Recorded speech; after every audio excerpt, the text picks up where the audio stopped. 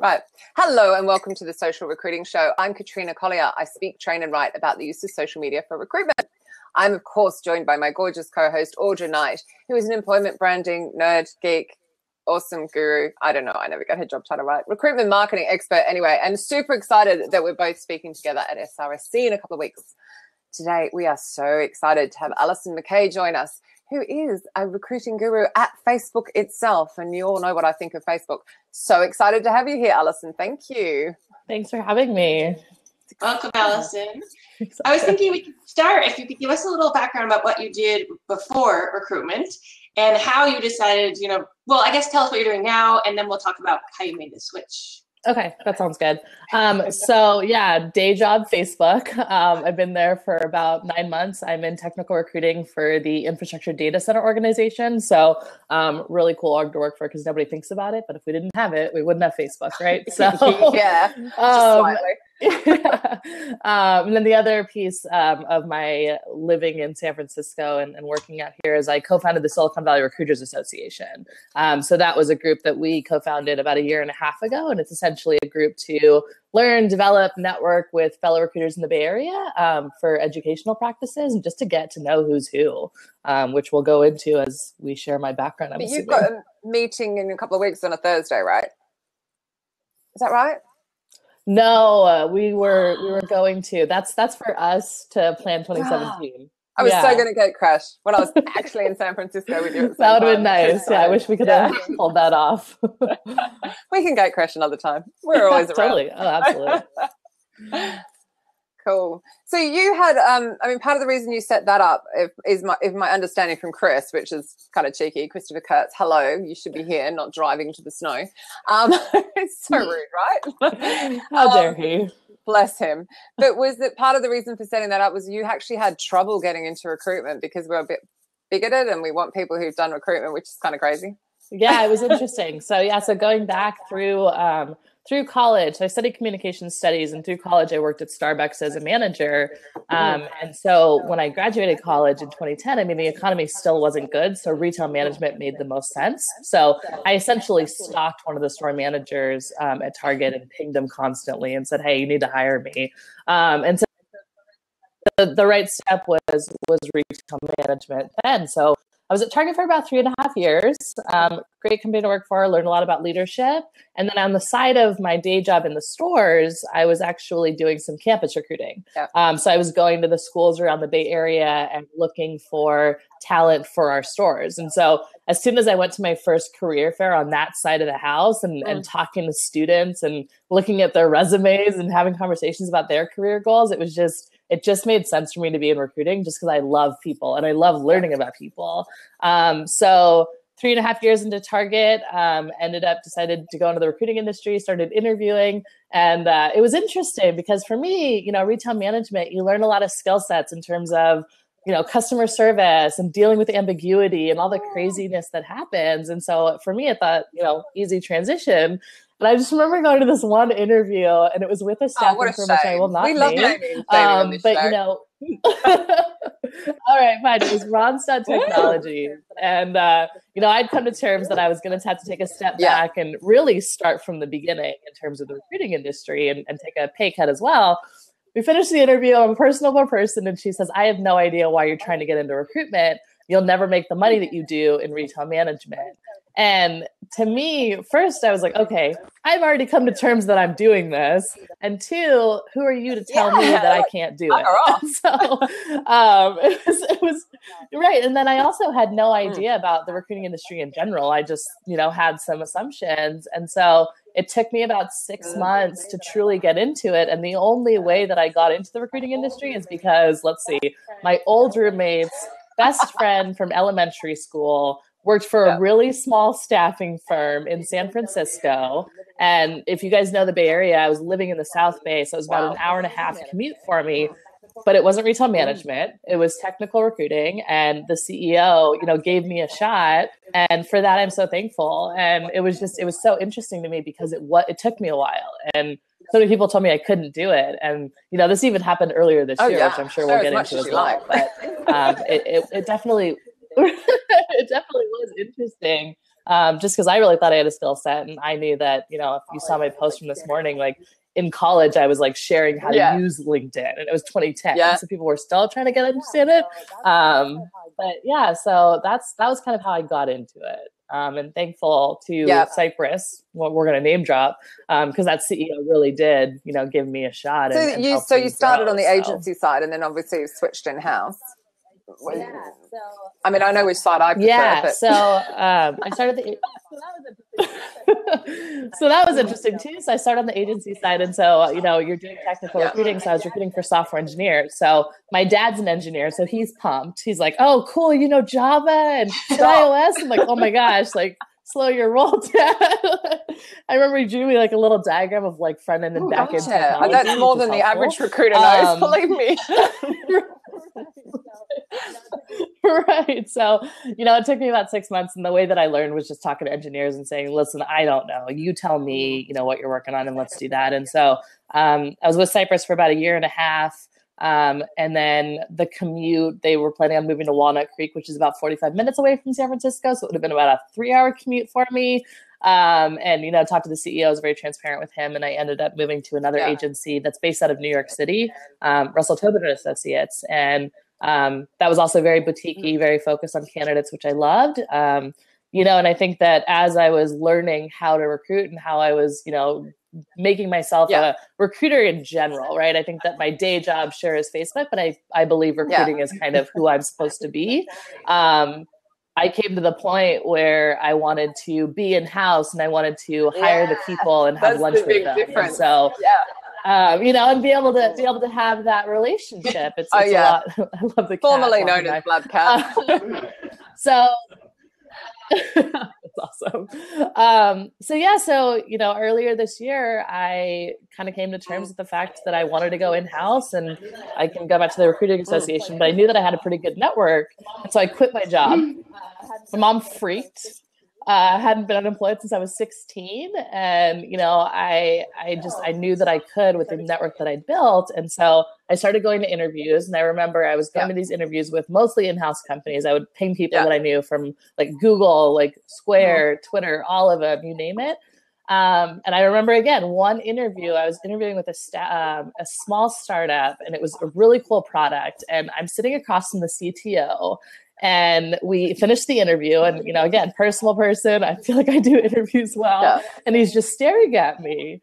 And I said, here's the deal. Like, you're either going to give me a chance and see what I can do, or you're not, because I don't have in-house experience. I'm fine with either. I just need to know. And he just looked at me and he said, you just read my mind. I've done like 20 interviews. Like, of course, like I'm a recruiter, like I do this for a living. And so, you know, it's a little frustrating, but long story short, through the recruiting association, my old company had invited me to an event at Facebook to bridge relationships with recruiters and get to know them. And I ended up going, and I remember talking to this gal about her pregnancy. She looked pregnant. Like, I tell this story. She was very pregnant. My mom's in labor and delivery at El Camino Hospital, which is a nearby hospital. So we were talking about that, and I guess she liked me. And so then my old company is saying, hey, Allison, they want to interview you for a sourcer role at Facebook. I'm like, okay, this was never on my radar. But how cool does that sound? You know, went through the interview process, and he doesn't want that, right? Like, yeah, that sounds great. Like, best company to work for. So I started on a year-long contract in April, and then I got converted to a full-time employee after 6 months. And, you know, I'm just thankful that they gave me a chance, you know, and it's really through my network that I've been able to get these opportunities. The best really recruiters are ex-agency. Yeah, which is why I'm surprised that you had such a hard time going from in-house to, agency to in-house. Yeah, it was the same theme over and over again. And so even when I got my job at Facebook, you know, I was very transparent with the recruiter that I worked with, because we were friends previously at Russell Tobin. And she said, hey, Allison, great job, hires across the board. The only thing that they think you need work on is working with hiring managers. And in my head, I'm like, oh my gosh, like, through the Silicon Valley Recruiters Association, I work with very high level professionals. We host events with, you know, some really great people around the industry. I feel like I can talk to anybody. I feel like I can build relationships. And so it was so interesting to get that feedback. But again, it's total perception. And I don't think we look at transferable skills enough. And so I'm essentially on a mission this year to help a bit of naivety between the HR in-house don't necessarily understand what agency side do. So if they've come up the in-house path and not actually spent any time, and vice versa, by the way, because the agency lot are forever telling me you guys just CV shuffle. I'm like, no, those guys are shitting all over you. You have no idea. They collaborate. They they're learning. They're like, wow, you know, like seriously, no idea. But I think that might be where the problem comes in, because you could actually be talking to the hiring managers in an agency role. I certainly was. And they're all my Facebook friends now, which is even more hilarious. Every time somebody writes a stupid comment on my LinkedIn post, I'm like, let me tell you about the engineers in my network. My friend. but like, so that's kind of crazy, right? Because you have to handle them. And when you're outside, it's worse because they treat you worse.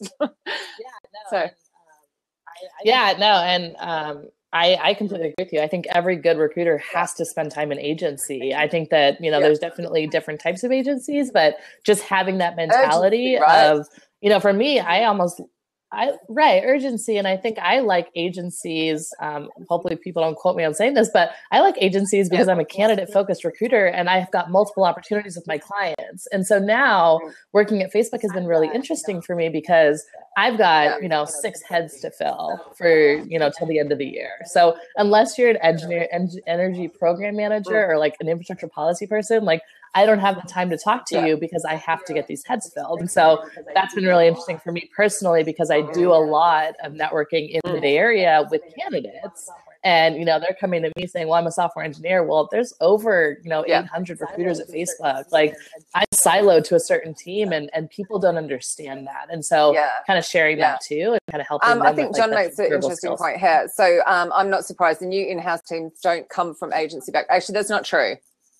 Some of them don't come from an agency background and don't understand what the value of agency experience can bring and will bring in-house. So I agree with the second half, just not so much first half, because there are in-house teams that are definitely ex-agency or, they've got a mix kind of thing. I don't think they're all that way, but yeah, I think that's right. I think you've got that that sense of urgency. But I think where you had it quite lucky was the agency you ended up in gave you the time to be candidate focused. That's rare. Particularly here, and I imagine the tech recruitment's the same here. That much I've learned. Because it's usually like KPIs and field roles and, you know, how many calls have you made, and like you can call developers. You know. Right. And I think that, you know, a lot of the people that I've met through the industry here in the Bay Area, so a lot of the people that come from Google or Facebook started tech systems. And so that's what the agency they think of, right? And that's KPIs all day, which of course we had to make phone calls, but it wasn't like you only made 60 phone calls today. How dare you not make 100? It wasn't like that. It was like quality over quantity, which again, I'm so thankful both of those companies gave me so much. That does not happen here. So what's Mark written here? Unfortunately, a lot of the in-house teams are RPOs, and RPOs are mainly hiring grads. Yeah, I agree. Actually, in the big companies, that I don't know if you have RPOs. So we have the Resource Solutions and the Alexander Manns and the we have Pro Unlimited, a lot of like LinkedIn uses all RPOs, they do Facebook is go and buy a LinkedIn recruit license and spam or advertise. Like, they don't get the likes of myself into train. That's not true though for Randstad. Randstad source right, do it right, because they've got Jim Stroud. God. Oh, good, they do something right. Yeah, no, because Jim's God, bless him. So but that's after your time. That's like, he hasn't been there that long. Right. So I think the whole industry is kind of broken. But I love the fact it's now, because of the fact you've got your 1.9 billion people on Facebook and your 400 and whatever million only on LinkedIn. Sorry, I'm so anti-LinkedIn. But I love the fact that you've been able to bring it in-house and in control, because I think sometimes we forget the people, like you keep saying, the people I'm about, they're the people running the company, and we just it's not a priority. It's crazy. What does MAU? I don't no TLAs for this girl on a Friday afternoon. Thank you. Active users. Allison, when you first started with get all sorts of people trying to connect with you just because it was like a big brand? Was it a bit? Sorry, when you Audra, first I started missed the with first part of the Facebook, question. did you get like a flood of people just wanting to connect with you just because it's a big brand?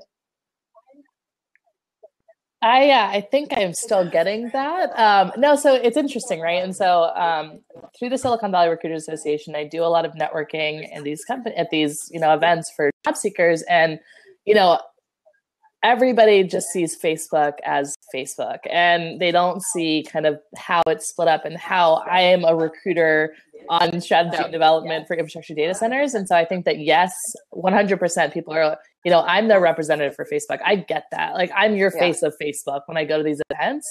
But I'm kind of at the point where, instead of helping people, get jobs and be able to like help them with like a certain client, where I did with the agencies of like, this company's super cool, like, can be working on this project. It's more so, hey, this is why you're not a fit for this role, and trying to turn them away that way, which is so unfortunate, right? Because so many people are reaching out to me and saying, I want to work for Facebook, right? And so I just recently I essentially rebranded my LinkedIn, because I had to like spell it out for people. Like, if you do not have this experience, if you do not do, this, I cannot talk to you. And of course, like, for me personally, just because of the person that I am, I'm going to talk to people, but it's just, they're kind of down the road than the people that I have to look for now, which is way different than what I'm used to.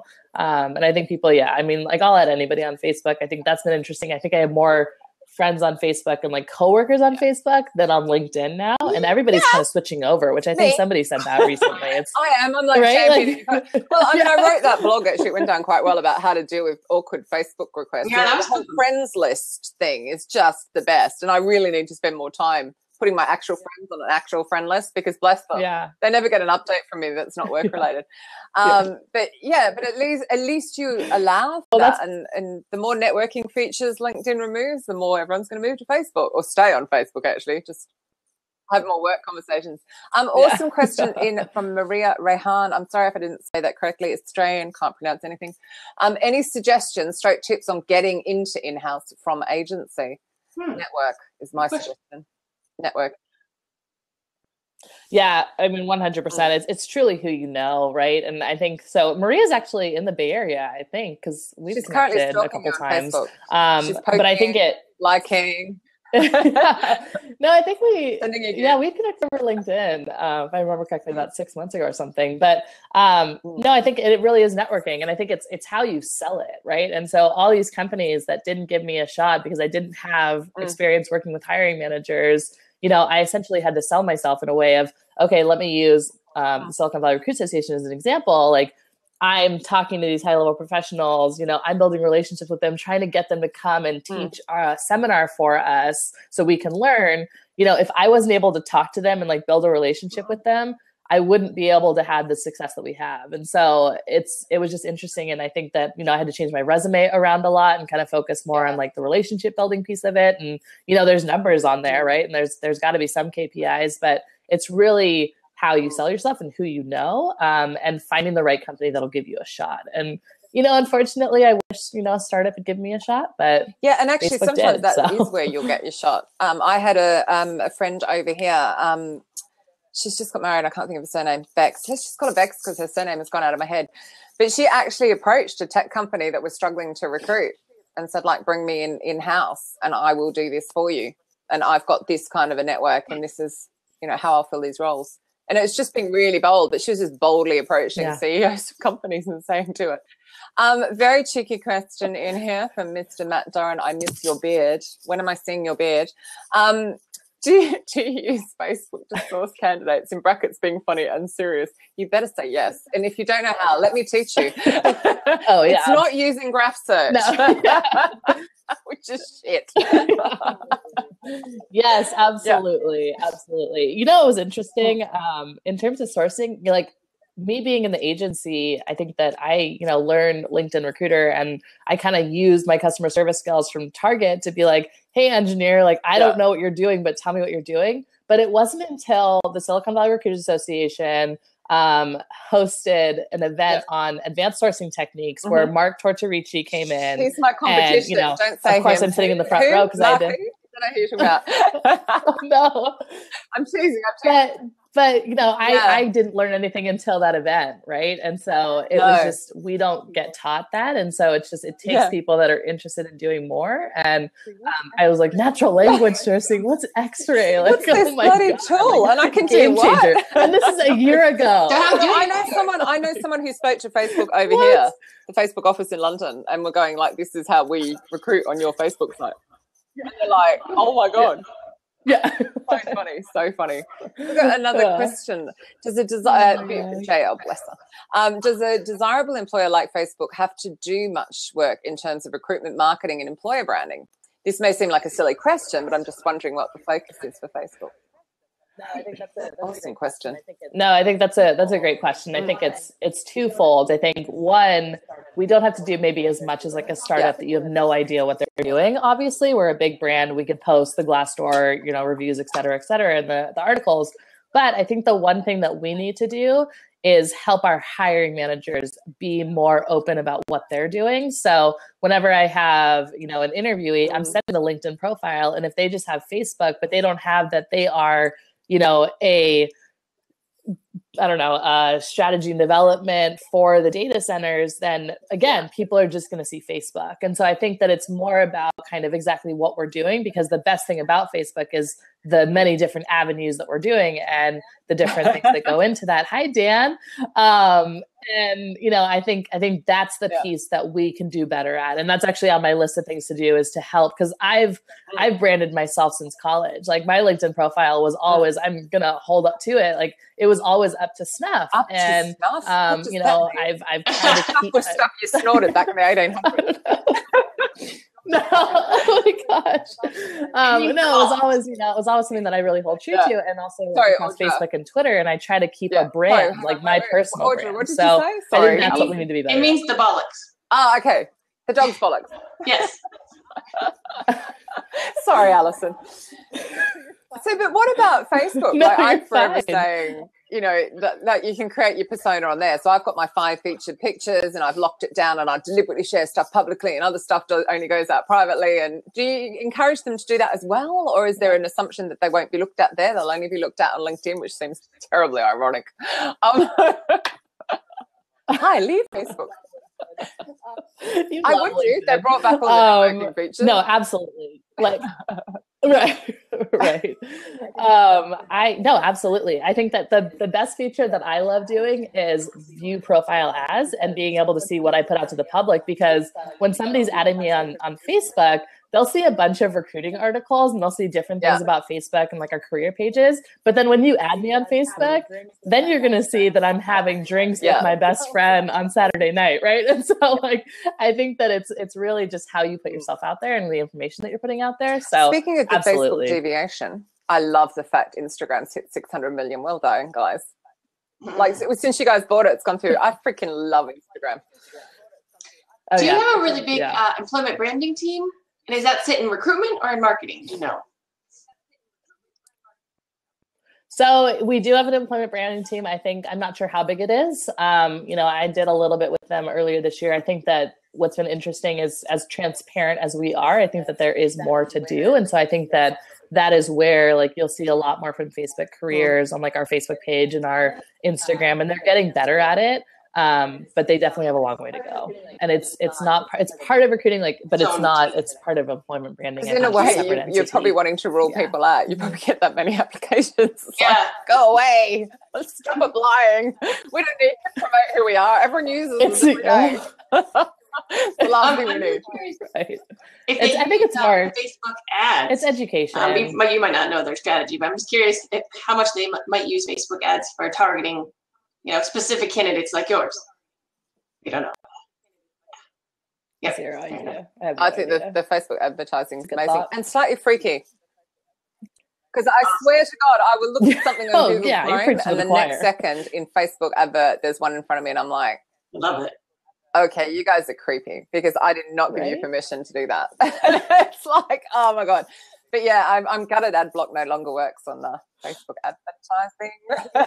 It's just my day job. Don't shoot the messenger. No, it's all good. Honestly, I think it's brilliant. I think it's absolutely brilliant.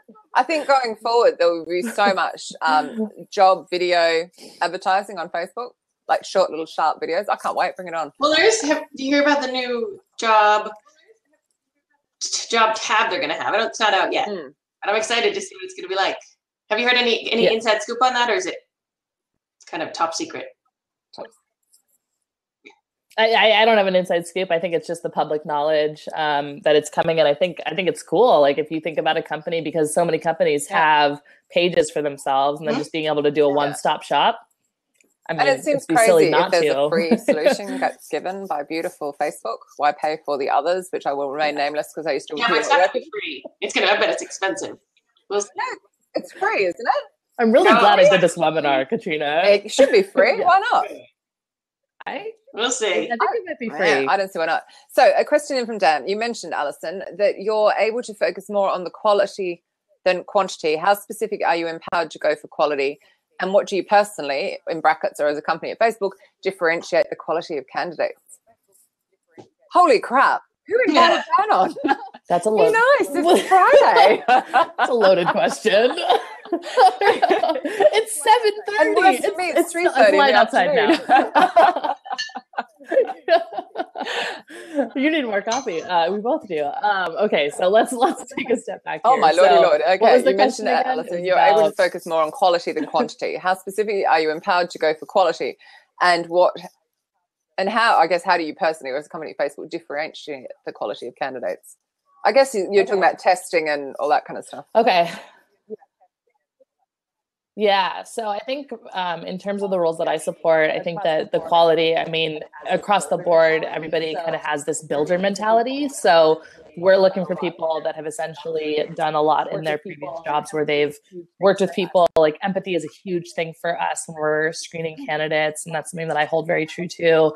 I think it's just how people come across and having those conversations. I think it's a matter of just kind of whittling through their message to figure out exactly what the core is, because I jump on the phone with somebody and immediately they're like, I'm so excited, I'm talking to Facebook, and I'm like, no, Alison McKay, like recruiter, like person, like might not be Facebook, like I might be able to help you out somewhere else, right? And so I think that it's just like breaking it down and being able to have that intellectual curiosity of the candidate to be able to ask the right questions and kind of follow up that way and be able to be more focused on quality. And, yes, it's Facebook. I get it. Great company. But like, who are you? Like, is Facebook right for you? And why could it not be, maybe? Like, and how do we turn that back? It's funny how job seekers forget that. That answers the question. As well, particularly if you guys wouldn't have this so much, I don't suppose, in engineering, but if they've been out of work for a bit, and you're like, you're still interviewing them. You might be stepping out of the frying pan into the fire. Like, make sure. Another question from JL. How do you see 360 video and virtual reality playing a role in recruitment marketing? Oh, hey, blimey. That's a scary question. I think that'll happen. I think that, I have no idea what that will look like. I think it'll happen, but I think it'll be cool. I think I was talking to somebody about this in terms of being able to see what you're walking into, right? So we talk about candidates when they're interviewing. You have to vet out the company as much as they're vetting out you as you're interviewing. So I think that being able to maybe do something before you go on site or before you have a call and be able to kind of see what a day-to-day looks like, I think that'll be huge. What that looks like, I don't know, but I hope that it exists. One of the best ones I've seen, and JL, was from a mining company in Perth who, of course, the name's eluding me as usual, Friday afternoon and all that. I get away with so much more than you guys do, being Friday morning. But they did it down in the mines. Virtual reality of that. Yeah. So you really got a gist before you even started the interview process of what it was like to work there. There's quite a few rolling around like that. I'm sure I can find it. If I'll go ask my Facebook friends. One of them will pop up and go, it's this person. Here's the video. Interesting. Yeah. I remember I went to we were doing an event at Facebook and we were demoing Oculus, and I was sitting, it was before I started. It was Oculus. That's the head one? No. Yeah, that's VR. Yeah. One of our platforms. So I put on the headset and I'm sitting in this chair, and it like takes you to around the world, and then you're sitting at dinner with like this family in China. And I remember, because I wasn't interviewing with them yet, and I remember somebody saying, "Wow, Allison looks like she's having a grand old time." And I was sitting in this chair just smiling. I was like, "Well, this is embarrassing. I better get off this now. They're not going to hire me." No, but it, right. It was really, what about like cool. A career fair? You had one that showed being in the office. They're definitely used at career fairs. Yeah. Yeah. They're definitely. But with the company's actual, sure. But like, what are they seeing at the career fair when they put on the? Well, I guess if it's that kind of thing where it's a mining role, for example, just more of a days in the life of. Yeah. Yeah, I think that needs to exist. It's probably just like in general, like here you're sitting on top of the world, like having dinner. Like I think it'll happen. But gosh, we're still so early on, which is exciting. I mean, Facebook Live just came out this year, right? So if you think about that, how much has that changed? Yeah. So do you think it's true that Facebook's going to be all video in 5 years? Yeah. Yeah. Totally. I think the world will be all video in 5 years. I mean, like, going back to my site, I love to bitch about, right? So I'm sharing updates onto my Facebook page, and they're like, "Would you like to schedule that?" Yeah, I sure would. And I'm loading up my, just drag, drop, schedule, leave it there, whatever. LinkedIn, no. Add file, search for file. Like the file's sitting right there on my desktop, and there's like 3,000 files on my desktop, and I have to find it. And you're just going like, Facebook is so far ahead. The technology is so cool. Just drag, drop. Save this, schedule this, do this. Here's something else free. Here's some more free stuff, Katrina. Here's more free. It's amazing. I love it. I'm sorry. I love it. I'm huge fan. I'm gonna go walk over to. I have 2 things for 2017. Torrin Ellis told me that I need to get Mark to Baltimore, so that's on my list. And then 2, I'll tell him that Katrina Collier is very interested in Facebook and loves it. So just go knock on his door. Forever telling LinkedIn they suck. I loved your update. We're doing something right. Mark Zuckerberg in it. Like I really felt like you were honestly going to walk over and go, "Hi Zuck, can I?" And I thought, I wonder if he'd actually let you in the door. That was my. Don't answer that, by the way. I mean, it's very open. I mean, like, absolutely. I think that's the best thing about it. I mean, there was an article that came out yesterday about how we do Q&As on Fridays and how none of that information leaks. And, it's because he's so transparent that, being a full-time employee, I've been able to see those recently. And it's so cool. Like if I wanted to talk to any director, if I wanted to talk to Mark, like somebody would help me do it. So it's really, really amazing. And I was also thinking while you were talking about like what you look for in people, here's me running my little baby company and all this stuff I've had to learn to do that. And he's built from like no experience, he's a graduate, right? In his bedroom, this incredible, how the hell? I mean, his brain must be incredible. And obviously he has a huge support team around him, I'm sure. But it's that like, wow. When you talk about I mean, like I've been a Facebook user since 2005. I was one of the few kids that had the .edu, and I thought it was so cool, and it's just to watch it from where it's been to now where it's at, and to work at the company and see that it's incredible. Like I couldn't be more thankful for them to give me a shot in recruiting, so but it makes sense though, because really you have the people skills and you have the technical recruitment experience as well, so makes sense. I think one thing I'm really surprised by is you think when you have a big brand name that everything's going to be easier, but it sounds like there's actually a lot of challenges having that. I think that depends on who you are, right? So like for me, it's more difficult just because I want to help so many people, and like I don't know, it's because of the experience that I've had in recruiting and trying to get into it and being told no and having to revamp myself and my resume and do all of that and sell myself.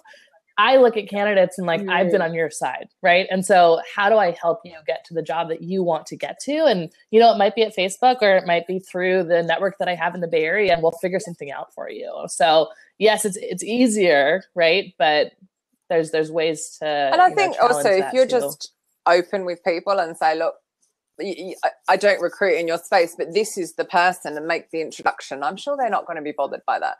Even if they want to deal with you. Most people are okay if you're polite. And use their name. I think once they get a response, they're so thankful. They're like, you responded to me. I'm like, of course I did. But no, I take like less than 2 minutes to find the recruiter for a role that they're interested in. I think candidates in general need to understand that they need to do more due diligence on their end, and more research in that sense, and say, okay, here are the roles that I'm interested in. Here's my background. Here's why it's a fit. And if it's not a fit for me personally as a recruiter, okay, here's the recruiter that you should talk to. It's up to you. You know, I'm kind of in this process where if Jackie's still online, I need to start writing. But one of the things that I'm going to be writing on is, you know, how we can help candidates and how they can understand their job search and being able to do that. So I think it depends. So your Facebook, and everyone wants, actually, I don't personally, I love you, but I don't want to work for you. Sorry. I don't want to work for anyone. I'm really shit employee. But if people want to work for Facebook, right, it's like, I want to, you know, it's a step up. So yeah, you're absolutely right. Where a lot of the time, like the software engineers, they can pretty well sit there and they're so needed. You know, like they don't necessarily have to do the due diligence. So it's kind of like you're coming at it from people really want to work for us, therefore you have to make the effort. But talking about that a little bit further, I was just talking to a friend of mine who works at AT&T, and they're having big problems in Mexico and recruiting. And basically because people they have to bizarrely open a salary bank account. They have to have a normal bank account and a salary bank account. Something weird. Anyway, I don't know. I struggle having one. And but what she was saying is that they won't do it. And I'm going, you need to start at the beginning. Like you're saying, you need to go back to the job seeker and manage expectation right at the beginning. And then you think of all the applications you're getting at Facebook, and you're still going back and taking the 2 minutes and going, this is the recruiter for you, and answering. It's like all of that's so important. But we need to, in a way, push back a little bit. I think it's pushing back. I think it's educating. I think it all goes back to education. And I think that the recruiting industry in general, the recruiting industry in general, like we don't do enough education to share what we do. I mean, it wasn't until, to be honest, until I started working at Facebook where my parents were like, wow, okay, yeah, recruiting, got it. Okay. You find people jobs, people, you know, it's company, like, there's so much more to that. You know, like actual people. It's a building without the names. Looks like you definitely, Jackie wants you to rise. Yeah. Beautiful. Bless her. I owe Katrina like an email or 6 as well. The other Katrina, KK. So, but yeah, no, that's really cool. Yes. So tell me more about your association. Yeah, what are the plans for it going forward? The 2017 Global Domination Plan. So that was when you expand out of the Bay. Yeah. Did you actually start it? So I should, I should share how it began, right? So 6 months after I started in the industry, so I had started understanding what engineers do. I met this girl, my old roommates. She had met her at a New Year's party, and we ended up going out. We went to this really cool country bar. If anybody likes country, there's a country bar in San Francisco, but it's 7:30 in the morning. So we go and Right. So we go and we were just talking to somebody, and we met somebody, and I said, oh, I wonder what he does on LinkedIn. And she looked at me a little strange, and I said, I'm a recruiter. I just started. It's fascinating to me. I'm a professional stalker. And she's like, no, I'm a recruiter as well. And she'd actually moved from Seattle to work for Google. And you know, I'm looking at her, and you're my new Mecca. Like, we're about to become best friends, whether you like it or not. Like, you know, like you're my person. So anyway, so long story short, showing my age because no one does that anymore. She was part of the Northwest Recruiters Association, which has a pretty big following up there in Seattle. And she came to me and said, well, you know, what exists in Silicon Valley? How do we, you know, network? And I said, to be honest with you, I have no idea. You know, if it existed, it probably wouldn't have taken me as long to get into the darn industry in general. And so we did our due diligence, we did our research, and tried to figure out if one did exist. And there was one. It was like kind of a luncheon that kind of fell off with the downfall of the economy in 2007. And so we took about a year, and then my whole thing, and Audrey, you'd probably enjoy this, is we had to have our marketing down. We had to have our landing page. We had to have a website. We had to have our LinkedIn, Facebook, Twitter, everything taken care of. So if somebody Googles us, they're like, oh, the Silicon Valley Recruiters Association. So we launched our website in March of 2015. And then did you do it? Yeah. So we had somebody build our logo, and we had somebody build our website. So it's a little janky. One of the things for 2017 is to build our own website. That's Squarespace or WordPress for sure. So we got our LinkedIn profile set up.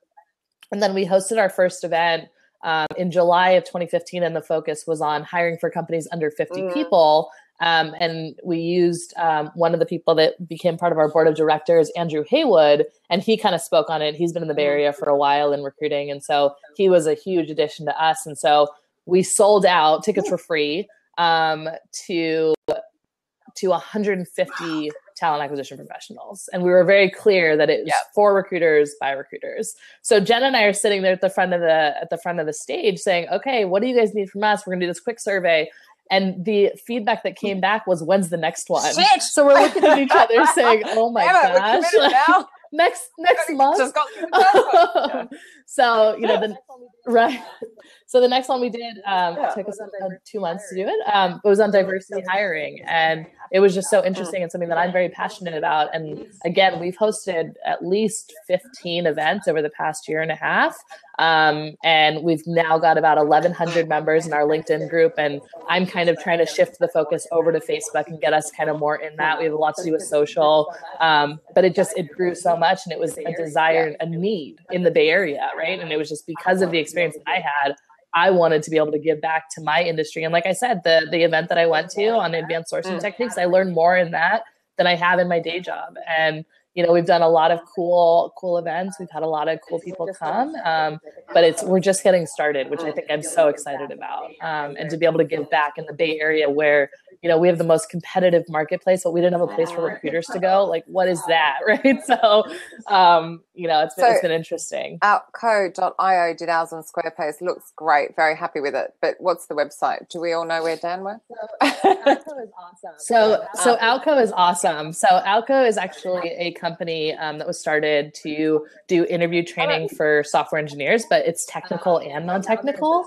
And the founders that started it, they just have people at their heart, which is really cool, because one of the things that they do is a 4-week program. And then at the end of the 4 weeks, they bring in a recruiter to talk to the engineers. And I've actually done it multiple times. And, it's been interesting because the first time I did it, I'm sitting down and I'm looking at about 25 engineers that hate recruiters.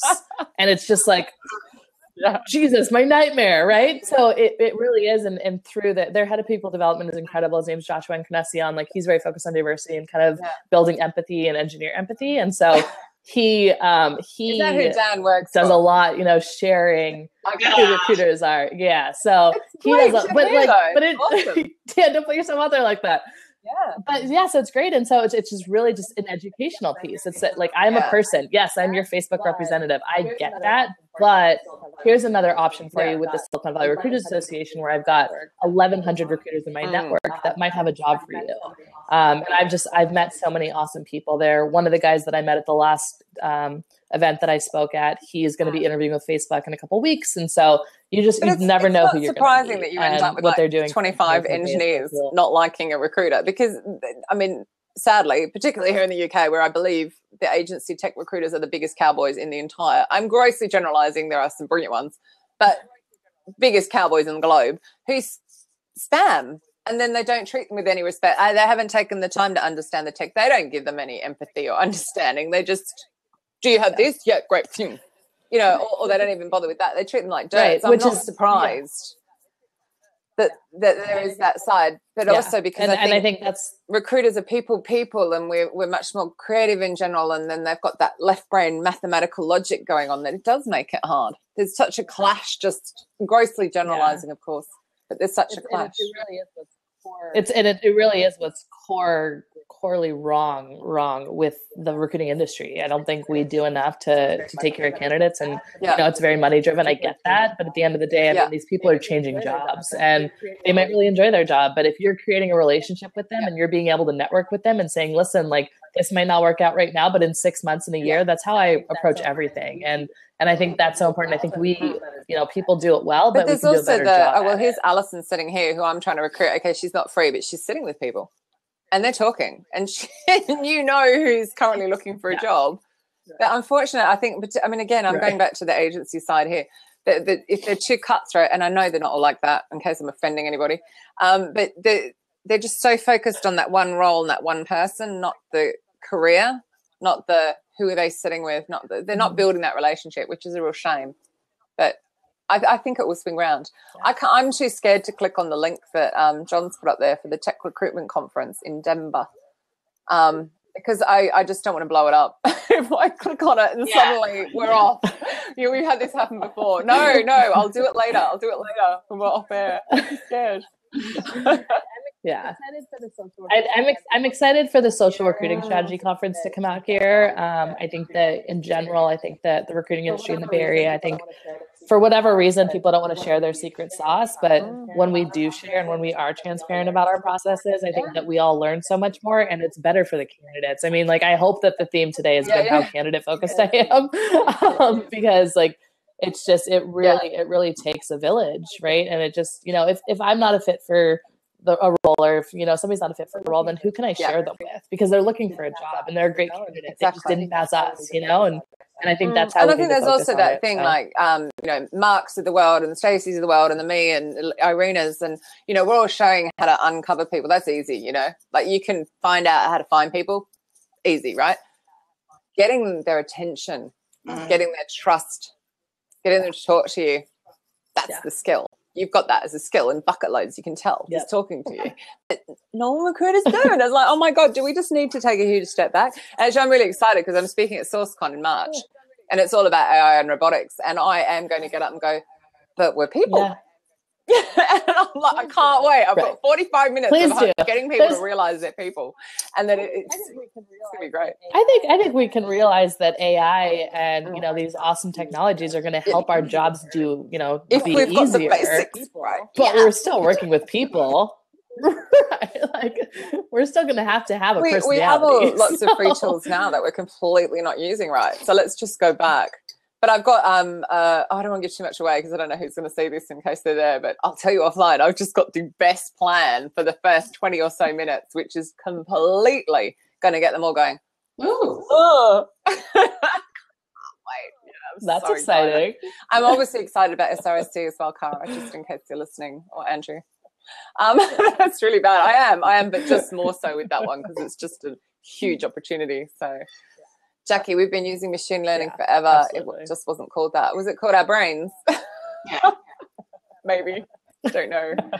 Bless. Are there any questions? We're nearly done. We're waiting. What do you say your rec load was like? You said it was pretty low, right? Yeah. For Facebook, or I don't know that it's low. So I mean, I don't know that it's low. I think that lower than agency for sure. I think that for the first half, I think I've got 18 roles to fill across my pods. But my team, the strategy and development team for the data centers, is one small piece of data centers overall. So I think that we doubled our size last year, and so I only work with one recruiter, and then we're going to hire somebody else. So it's like a very small team, whereas there's other teams that have 5 recruiters on their teams. So it just depends. Where do you find those people? That's so specific. Like, where do they hang out? Nowhere where Alison will share. I do a lot. I start on LinkedIn, of course. I start on Facebook. It's different from engineer recruiting, which has been interesting, where I use Twitter a lot.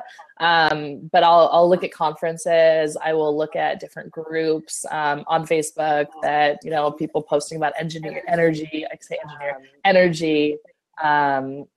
Site selection has a lot to do with land development. So it's interesting. It's more so kind of doing that, and then the research aspect, and kind of looking at that and like Google Scholar, stuff like that, and that sounds really cool. From there.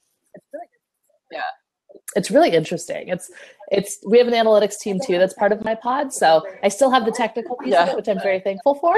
But I also have the non-technical piece of the strategy. But if they have done running away. If they have any really tough technical questions, do you just get that from the hiring manager? Or that makes sense. Yeah, we were having the conversation yesterday. I said, feel free to give me what you need in terms of analytics questions. I need answers. They come back with all this information. You're going, like, obviously, Alison. Right? But actually, again, I don't think people mind if you're upfront and you go, like you were saying when you started this journey, you were talking to candidates saying, explain it to me. So one of my recruiters who was having such a tough job, actually she was in-house as well, and IT company here, I was saying to her, go and talk to the developers. They're right there. Go and ask them what they do. And she was terrified. And I'm going, grab coffee with them, grab coffee them. with They want them, to share grab what lunch. they're doing. What's important it's about what happens when that happens? And just they love it. Engineers love sharing what they're working on. And that was one thing that I realized when I was working in the first agency for tech staffing. It was so cool because they would geek out about it. And then me, kind of apparently a nerd at heart, realized that I loved it too. And so being able to pitch a really cool startup and, you know, a really cool product that they're working on that aligns with what they want to build, God forbid if that isn't the best thing that, you know, for me, it was awesome. Right. And it just took me a while to kind of understand, but that diagram that, you know, my dad really helped out a lot. I need that diagram framed. But as I think you were, I mean, I always think the biggest skill that a sourcer can have is the curiosity, and you've naturally got that I want to understand, I want to dig in. And it's like, you shouldn't be a sourcer, even a recruiter, if you're not curious. I don't know how you interview for that one. What? I don't do that side. The questions you ask. Well, that's been really cool with the recruiting industry now. Like we talked about it earlier with me, I've added like over 150 recruiters or somebody in talent acquisition on Facebook. And I mean, last week sitting down with like Torrin and Derek and Jackie and Steve and like talking about diversity and learning, I think that it's a godsend for me. It's so fascinating. I'm going to take all the information and I'm going to do it what I will do with it on my aspect. But, you know, it's so cool to be able to have this, you know, this community and that people have set up on Facebook, right? And that's really exciting to see, and you can just read through it. It has right? something to do with the fact that you guys give us a little and notification that someone's posted, so we know, as opposed to LinkedIn, where you have to go in and you go in. And, oh my God, that was a word. Can't get in. Sorry. Also, I found my. Do not apologize. Tuesday, bring it on. Tuesday, I'll share it all. I'm sure they won't give a shit, but I'll do it anyway. The information is getting out there. Oh, the information is getting out there. I think that's the bottom line, right? Let's put it out in the world. I actually do think they now are seeing you as a threat, because I don't think in the past they would have asked for a conversation and then been open to who I suggested as well. Mind you, they should be open to who I suggested. There's no reason not to be. So, like they're starting to care. Yeah, they are. I think they should, because I think this year is finally, I've been saying it for about 3 years, the year of Facebook recruiting. Bring it on. I can't wait to share all the tips. Really cool. But Allison, I just want to say that I found my current job from a Facebook group. It's pretty cool. Yeah. Someone, I wasn't even looking. Awesome. Someone shared it. That's awesome. I wasn't even connected with them, but we were in the same group. Rest is history. Yeah. Yeah. I mean, like, I think it's knowledge sharing. Like there's this other gal, she just recently moved from Ohio. And she pinged me on LinkedIn and she said, "Hey, I saw you're a recruiter in the Bay Area. I'm moving there." Long story short, I had her at Facebook to grab lunch, and then she's looking for like an executive, search firm role. And we went to Tahoe for New Year's and we were talking about recruiting the entire way. But it's just like those type of relationships, like those types of friendships that come out of, social and all of that. That's how it works. And I think Facebook's been really great about building those groups and being able to provide a space. I mean, not just even recruiting across the world, right? And across different industries. And so it's really cool. It's still so funny though, the attitude, because I mean, we know that all the great recruitment, the conversation and the sharing and everything is happening in the Facebook groups. That it's the resistance still in the mainstream, but it'll change. So your employer branding group on Facebook, that's really cool. That was buzzy yesterday, actually. I was in the right chat. I learned so much from that group. Yeah, no, there's some really good ones in there. If you're open to learning and if people are open to sharing, I mean, God, we could take over the world, it's so cool. There's time. Awesome. We know to watch out for that Alison McKay's name.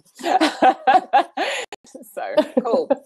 Thank you so much for coming on. So excited. And it's like, sorry, I keep staring at my calendar, like 2 weeks to meet you in person. Is it more than 2 weeks? Yeah, I'm so excited. It'll be great. And special thank you to Chris for connecting us. He's been awesome too. I'm glad he's here in the Bay, so I can bug him constantly. He is just amazing, isn't he? Such a sweetheart. But currently driving his son for a last day of snowboarding or some rubbish like that. Like, seriously. Where should he be? Yeah, I'm going to send him the replay. Oi, did you get a shout out? Yeah. Anyway, cool. I'm really, really excited to meet you in a few weeks. Yeah. So, and I don't think we have a guest It'll be lined up. awesome. We need to get organized. Oh yeah. We've kind of like rolled into the new year without one, so I'm sure maybe we'll pick on somebody on this call actually and see if they want to come on and have a chit chat. So cool. Anyway, thank you again for your valuable time and getting up so early as well. No worries. Thank you so much, you guys. It was so good to meet you. I'm looking forward to meeting you in person. Bring it on. Take care. Bye. Bye. Bye.